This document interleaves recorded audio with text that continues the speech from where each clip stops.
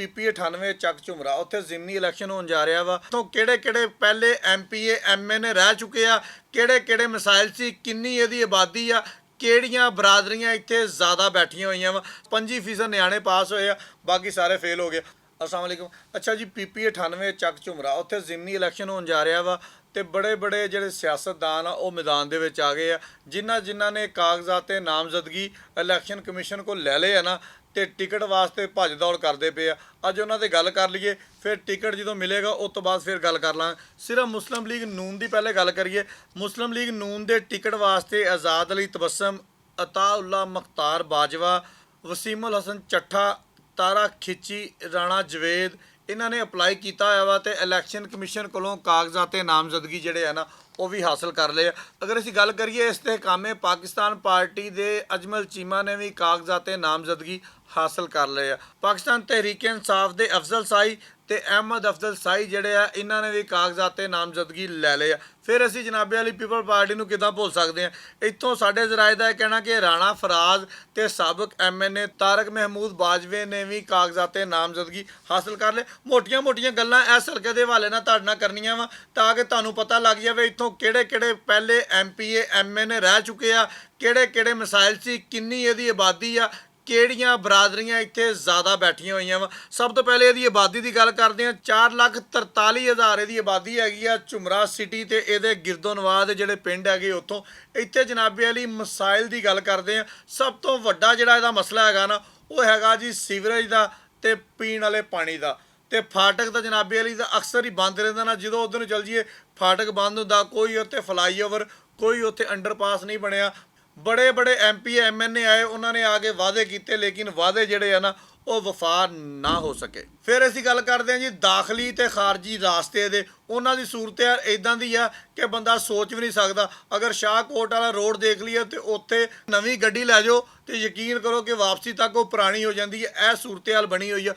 9वीं के रिजल्ट की गल करिए ना उत्थे तो सिर्फ 25% रिजल्ट जिहड़ा ना वो आया वा। 25% नियाणे पास होए आ, बाकी सारे फेल हो गए।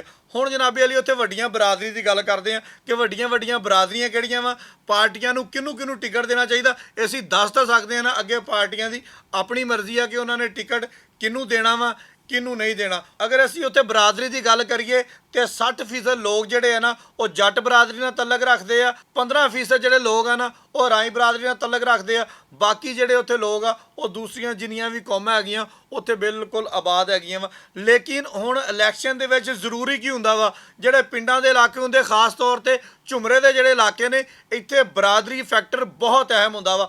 अगर उत्थों अफजल साई ने इलैक्शन लड़ना वा तो मुस्लिम लीग नून नूं भी कोशिश करनी पेगी कि उत्थों कोई जट्टां दा मजबूत उम्मीदवार होवे, जिहदा पहले भी खानदान सियासी होवे, उत्थे पहले भी इलाके दे विच इलैक्शन जिहड़ा लड़दे रहे होण, उन्हां दा असर रसूख भी उत्थे अच्छा होना चाहिए। हुण अगर नून लीग के जट बरादरी के उम्मीदवारों की गल करिए तो ये जनाबे अली अताउल्ला बाजवा जिहड़ा वा इन्हां दा खानदान पहले तो सियासी है। ये वालद भी इलैक्शन लड़ता रहा, इसका चाचा भी इलैक्शन लड़ता रहा, इसका भरा भी शहर वाली यूनियन कौंसल का नाज़म रह चुकिया वा। अगे जनाबे अली असीं गल करिए आज़ाद अली तबस्सम की। आज़ाद अली तबस्सम उत्थे MPA रह चुके हैं, उस तो बाद हुण MNA के उम्मीदवार भी सीगे। होर जिहड़े इन्हां दे विच बाकी बरादरियां के उम्मीदवार ने। अगर तुसीं जट बरादरी का मुकाबला करना वा फिर कोई जट्टां दा उम्मीदवार तुहानूं मध्य मुकाबल लियाना पेगा। हुण असीं अगर पिछले इलैक्शन की गल करिए तो पिछला इलैक्शन आज़ाद अली तबस्सम ने MNA का मुस्लिम लीग नून के टिकट तो लड़िया सीगा, जदों कि MPA का इलैक्शन अजमल चीमे ने इस्तेहकामे पाकिस्तान के टिकट तो लड़िया सीगा। ये दोनों सीटां जिहड़ियां ना उस टाइम हार गए सीगे। पाकिस्तान तहरीक इंसाफ के अली अफजल साई तो जुनेद अफजल साई ये दोनों सीटां जित गए सी। इस तो पहले आज़ाद अली तबस्सम इत्थे MPA रह चुके हैं, अजमल चीमा साहब भी इत्थे MPA रह चुके हैं, क्योंकि अजमल चीमा साहब की उत्थे अपनी बरादरी भी बैठी है। जिदा मैं तुहानूं पहले दस्सिया वा कि 60% जिहड़ी बरादरी है ना वो इत्थे जट ने ते जट्टां दा अच्छा खासा वोट आ ते बरादरीइज़म जिहड़ी है ना इस इलाके दे विच काफ़ी ज़्यादा पाई जाती है। जट्टां दे लोग जट्टां नूं ही वोट दिंदे आ, बाकी बरादरियां दे लोगां नूं वोट इत्थों घट मिलता वा। हुण देखना यह है कि पाकिस्तान मुस्लिम लीग नून किस उम्मीदवार नूं टिकट दिंदी है, तहरीक इंसाफ किस निशान तो इलैक्शन लड़ती है, इस्तेहकामे पाकिस्तान पार्टी का की मुस्तकबिल हुंदा वा, पाकिस्तान पीपल्स पार्टी के उम्मीदवारों का की मुस्तकबिल हुंदा वा। बहुत शुक्रिया।